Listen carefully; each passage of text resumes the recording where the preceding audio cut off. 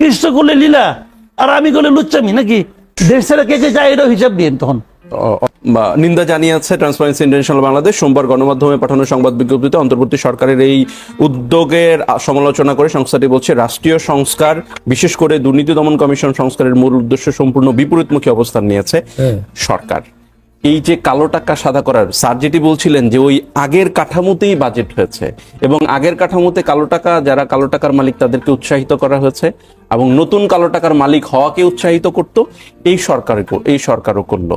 এখানে আপনি এই সরকারের এই বাজেটে কতটা আশাবাদী? শুনেন, আমি অত বুঝি না, তো আমি মানে ওনাদের মতো অত টেকনিক্যালি এক্সপার্ট না এবং বুঝিও না। আসলে আমি খুব সাধারণ মানুষের মতো কথা বলি। এই টাকাটাকে আমরা কালো টাকা বলি কেন?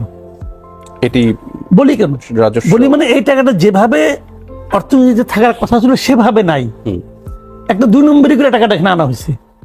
তো এই টাকাটার কাজটা কি তাহলে? এই টাকাটা কি আমি তাহলে শ্রদ্ধা করব? আমার প্রচুর কালো টাকা আছে, তাহলে কি আমি কি সমাজে খুব পূজনীয় ব্যক্তি হওয়া আমার উচিত, নাকি আমার মাথা নিচু করে চলা উচিত? কথাটা ক্লিয়ার তো ভাই? তো তাকে আপনি সুযোগ করে দিচ্ছেন যে তুমি আমার কাছ থেকে লুট করে 10 লাখ টাকা নিয়ে নিলা, তারপরে তুমি আমাকে 50,000 টাকা দিয়ে দিলা, তাহলে তোমার এই বাকি টাকাটা তুমি মালিক হইলা। তাহলে আলটিমেটলি আপনি কাকে উৎসাহিত করলেন? তাকে লুটপাটটাকে উৎসাহিত করলেন। হিসেবটা তো সিম্পল রে ভাই। তারপরে এইটা নিয়ে আপনি কিভাবে, আপনি 10 লাখ টাকা উপার্জন করছো, আপনি বললেন তুমি এখন এক কাজ করো, এই টাকা নিয়ে হজে যাও, তাহলে তোমার আমি কিছু আর বলবো না। এটা আপনি বলতে পারেন, আল্লাহ মানবো? আল্লাহ তো মানবো না। তো আপনি এটা করতে পারেন, জনগণ কি মানবে? জনগণ মানবে না। সমস্যা হচ্ছে কি, জনগণের ভয়েসটা নাই, যে কারণে এই আওয়াজটা পর্যন্ত যায় না। আমরা মাঝে মাঝে খুব বিস্ময়ের সঙ্গে খেয়াল করি, কিন্তু ওনারা দুইজনই খুব প্রাজ্ঞ মানুষ, ওনারা দুজনেই একটা কথা কিন্তু আকার ইঙ্গিতে বললেন যে জিনিসটা, সেটা হলো যে আপনি তো আলটিমেটলি আপনার ইনকামটা কি? আপনি তো রাজস্ব আয় বাড়াবেন, তাই না? এটি তো আপনার টাকা ইনকাম, তো এটা গভর্নমেন্টের। এখন এটা কি আমরা প্রতিবারই শুনি, কিন্তু কোন এক জর্দা ব্যবসায়ী সেটা কি সর্বোচ্চ করদাতা, আনফরচুনেটলি ওই লোক তো এবার মরে গেছে। এখন কি হবো? এখন কি হবে? উনি কি দেশের সবচেয়ে ধনী ব্যক্তি? উনি যখন ব্যক্তি পর্যায়ে সর্বোচ্চ করদাতা হন, তো অন্যান্য যারা ধনী ব্যক্তি, যাদেরকে আমরা ধনী হিসেবে চিনি, এদের লজ্জা করে না? এদের লজ্জা আসলে করে না, করে না। এই কারণে এরা তো লজ্জাটাকে বন্ধক দিয়ে রাখছে, সিন্ধুকের মধ্যে ঢুকে বন্ধক করে রাখছে। আমি কোনো লজ্জা পাবো না। যদি কোনো ব্যক্তি সিদ্ধান্ত নেয় যে আমি লজ্জা পাবো না, তাহলে তার জন্য কিন্তু দুনিয়াটা খুব ইজি হয়ে গেল, কিন্তু লজ্জাই পাবে না। এখন কোন ব্যবসায়ী কতটুকু ব্যবসা করতেছে, কত বড় ব্যবসায়িক প্রতিষ্ঠান, বছর ঘুরলেই খেয়ে আরো নতুন নতুন ব্রাঞ্চ করে, নতুন নতুন ব্যবসা সম্প্রসারণ করে, এটা তো আমি আপনি না হয় জানি না, গভর্নমেন্ট তো জানে। তো গভর্নমেন্ট কি তাদের কাছ থেকে সর্বোচ্চ কর পায়? ব্যক্তি পর্যায়ে হোক আর প্রাতিষ্ঠানিক পর্যায়ে হোক, পায় কি? এটা তো গভর্নমেন্ট জানে, পাচ্ছে না। গভর্নমেন্ট ধরতে চায়? ধরতে তো চায় না। আগের সরকার চাইতো না, এই সরকার তো কোনো সরকারই চায় না। আচ্ছা, আগের সরকার এই সরকার আপনি আলাদা করে ভাবেন কেন? একটু আগে আপনি এই যে বললেন, আগে বাজেট ছিল লুটপাটের বাজেট ছিল তো। আচ্ছা, এই সরকার আসলো কবে? অগাস্ট মাসে, মানে বাজেট প্রণয়নের 2 মাসের মাথায় আসলো তো। কারণ আইসা কি তারা লুটপাটের বাজেটে কোনো চেঞ্জ আনছে, কোনো সংশোধন করছে? কয় নাই তো। অর্থ বছর তো শেষ, তো ওই টাকাটা কি ব্যয় হয়েছে না? বুঝতে তো ভাই। তাহলে লুটপাটের বাজেট এরা চালাইছে, মানে কি করছে? লুটপাটই করছে এই সরকার। হিসাব তো সিম্পল, হিসাব তো সিম্পল। আগে বাজেটটা আপনি বলতেছেন লুটপাটের বাজেট, আওয়ামী লীগ গভর্নমেন্ট লুটপাটের বাজেট করছেন, সেই বাজেটে 10 মাস এরা চালাইছে। তো 10 মাস ধরে তারা কি করছে? ওনারা যা করতো তাই করছে, তাই তো করছে। তো ওইটাই তো হয়েছে। তো এটা নিয়ে এত গবেষণা করার কিছু নাই। আপনি বলতে পারেন যে আমরা বৈষম্য বিরোধী আন্দোলন করতেছি, এই বাজেটে কি বৈষম্য নাই? বৈষম্য নাই এই বাজেটে? বৈষম্যের বিরুদ্ধে আন্দোলন করছে। কি বৈষম্য ছিল আপনাদের? মুক্তিযোদ্ধা কোটা, তারা মুক্তিযুদ্ধ করছে, তাদেরকে বিশেষ কোনো কোটা দেওয়া যাবে না, এই তো। এখন জুলাই আন্দোলনের কোটা এলো কোথেকে? আসে নাই। এমনকি ওইটা বাদ দেন, আপনি কি বরাদ্দ, তাদের কি চিকিৎসা করবেন করেন, অসুবিধা নাই, ওটা চিকিৎসা তো এমনি করবেন আপনি। বাট আপনি আমার কখন যে ব্যক্তি পর্যায়ে যে আপনার আপনার কর অব্যাহতি যেটা আছে, মানে যেটাকে মিনিমাম যে টাকাটা করযোগ্য টাকা, ওই ইনকাম যেটা, হ্যাঁ, ওইটা এবার 3,75,000 করছেন। কিন্তু জুলাইয়ের ওই যোদ্ধা হলে 5 লাখ। আপনার আছে কিন্তু জুলাই যোদ্ধার কোনো তালিকা আছে ভাই? বলেন তো। জুলাই যুদ্ধের কোনো তালিকা আপনার কাছে আছে? এ পর্যন্ত কতজন মরছে এই তালিকায় তো নাই। মরার হিসাব তো খুব সহজ, এই লোকটা মারা গেছে, লোকটা নাই। আর আমিও যুদ্ধে গেছি কি গেছি না এটা তো প্রমাণ করা বিরাট কঠিন। তো মরার তালিকাটাই যে গভর্নমেন্ট এত সক্ষম গভর্নমেন্ট, তারা করতে পারছে?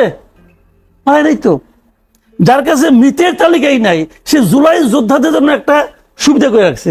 এক নম্বর হলো এই সুবিধা করাটাই হলো সংবিধান বিরোধী কাজ। আমাদের সংবিধান, পৃথিবীর কোনো সংবিধান এরকম সুবিধাজনক অবস্থা রাখবে না অর্থনৈতিক দিক, যেটা হয় না। এটা একটা সংবিধান বিরোধী কাজ। আরেকটা হলো নৈতিক একটা অবস্থান, যে আন্দোলনটাই হচ্ছে বৈষম্যের বিরুদ্ধে আন্দোলন, সে আন্দোলনের রেজাল্ট আপনি আবার বৈষম্য করতেছেন। তাদের জন্য বিশেষ একটা সুবিধা। কি কারণে? সরকারের ধান্দা আছে, সরকার ওদেরকে হাতে রাখতে চায়, ওদের দীর্ঘদিন ক্ষমতায় থাকার একটা বাসনা আছে। কাদেরকে হাতে রাখতে চায়? ওই যে যারা নিজেদেরকে জুলাই যোদ্ধা হিসেবে পরিচয় দিয়া বুক ফুলে হাঁটে, এবং যারা এই পরিচয় দিয়ে মব করে, মব ভায়োলেন্স করে, তাদেরকে হাতে রাখতে চায়। কারণ তাদের হাতে রাখলে আমি লোকজনকে জানাতে পারি যে আমি একটা পাওয়ারফুল গভর্নমেন্ট, আমার লোক একদম প্রত্যন্ত অঞ্চলে আছে, বেশি কিছু কবা তোমার বাড়িতে আগুন ধরাই দেবো, কোনো সমস্যা নাই। ওই আগুন ধরালে কিছু হয় না বাংলাদেশে। এটাই তো হচ্ছে এখনটাকে। তো আপনি এটাই তো করতেছেন, ওদেরকে হাতে রাখতেছেন। এখন কে জুলাই যোদ্ধা, কে জুলাই যোদ্ধা না, প্রমাণটা কি? কে স্বৈরাচারের দোষর, কে দোষর না, প্রমাণটা কি? প্রমাণটা হলো ওই উনারা যাদেরকে বলবেন যে তুমি জুলাই যোদ্ধা আর তুমি স্বৈরাচারের দোষর, হয়ে গেল প্রমাণ। সার্জিস আলম যে বঙ্গবন্ধু নিয়ে ভাষণ দিয়ে গলার স্বর ফুলাই ফেলাইলো, এই সার্জিস আলম, সে হলো এখন ডিসাইডিং ফ্যাক্টর। সে সিদ্ধান্ত দিবে যে তুমি জুলাই যোদ্ধা আর তুমি স্বৈরাচারের দোষর। তো তুমি যখন ওই ভাষণ দিয়ে পুরস্কার পেলা তখন তুমি স্বৈরাচারের দোষর আছিলে না? তুমি করলে পরে ওই যে বলেন না একটা কথা যে কৃষ্ণ করলে লীলা আর আমি করলে লুচ্চামি, নাকি ভাই? এইগুলো মানে জাস্ট কি বলবো, মানুষকে বোকা বানানোর একটা প্রচেষ্টা। ব্যক্তি কর সীমা 5 লক্ষ টাকা, এই সরকার শুরু থেকে বলে আসছে যে তাদের আসলে ক্ষমতায় থাকার অভিলাষ নেই, এবং বারবার এই সরকার বলছে যে জুলাইয়ের পরে, 26শে জুলাইয়ের পরে যাবে না, তার আগে অবশ্যই নির্বাচন হবে। তারপরেও কেন আপনাদের মনে হয় যে এই সরকার ছাত্রদেরকে হাতে রাখতে চায়? না শুনেন, ক্ষমতায় থাকার অভিলাষ নাই এই কথাটা বাংলাদেশের ইতিহাসে পর্যন্ত কোন সরকার প্রধান বলে নাই? বলেন। সবাই বলে আমি তো ক্ষমতায় থাকতে চাই না, জনগণ চায় কাজে থাকি, অথবা জনগণের জন্য করতেছি, সবাই এগুলি বলে। ভাই এগুলি কি বললো না বললো? এই কিছুদিন আগে তো অন্তর্বর্তীকালীন সরকারের প্রধান উপদেষ্টা পদত্যাগ করার সিদ্ধান্ত নিয়েছিলেন। এটা কে বললো আপনাকে? তো এনসিপি, এটা আপনি কোথায় পেয়েছেন? ওনার প্রেস উইং বলছে না, এনসিপির যারা উনি বলছে না, উনিও বলেননি। তাহলে না, উনি যখন বিএনপি গিয়েছিল তাদের সাথে কাকে বলছে? উনি ওনার কথাটা কে কোট করেছে বলেন না? একটা লোক দেখেন না যে উনি বলছে উনি পদত্যাগ করতে চায়? এনসিপির নাহিদ ইসলাম। এনসিপি কে? এটা ওই ছাত্ররা। তার মানে ওনার কথা ওনারা বলে দেয়, হিসেব তো ভাই ক্লিয়ার। এটা তো এনসিপি পলিটিক্স। না, প্রেস উইং বলে না, কিন্তু তারা যখন বলেছে, প্রেস উইংকে জিজ্ঞাসা করা হয়েছে যে প্রেস উইংকে জিজ্ঞাসা করা হয়েছে যে উনি নাকি পদত্যাগ করতে চান। প্রেস সেক্রেটারি বলছে আমরা এটা পত্রিকায় পড়েছি। অর্থ কি? অর্থ কি হলো? উনিরা পত্রিকায় পড়েছেন। পত্রিকা কার ভাষ্য হিসেবে এসেছে? নাহিদ ইসলামের ভাষ্য হিসেবে আসছে। উনি যে পদত্যাগ করতে চান কথাটা কে বলছে? উনি বলছে না, উনি বলেননি। তাহলে কিন্তু নাহিদ ইসলাম বলেছে ওনার মনের কথা নাহিদ ইসলাম বুঝবে, আর কেউ বুঝলো না। এটাই হবে। ওনার মনের কথা নাহিদ ইসলামই বুঝবে, আর কেউ বুঝবে না। এনসিপি বুঝবে, আর কেউ বুঝবে না। ওনার মনের কথা ওনারাই বুঝবে। ওনারা যা কিছু করতেছে, ওনার মনে যা আছে তার প্রতিফলন ওখানে ঘটতেছে। এবং ওই ঘটার ফল কি হচ্ছে? এনসিপির জনসংখ্যা মানে সমাবেশনে 100 লোক হয় না, কি কারণে হয় না? এই যে ওনার মনের ভাষা, ওইটা, এটাই রিয়েলিটি। শুনেন, সাধারণ মানুষের মন জয় করে না ভাই, বড় কঠিন। আপনি কি বললেন এটা শুনে মানুষের মন জয় করতে পারবেন, আপনি কি করলেন সেটা ইম্পর্টেন্ট। আপনি কি করতেছেন? আপনি গেলে এক কথা পাইছেন, একটা মানে তোতা পাখির মতো বলে যাচ্ছেন যে ডিসেম্বর থেকে জুনের মধ্যে, সেটাও আবার কয় না কবে ভাই।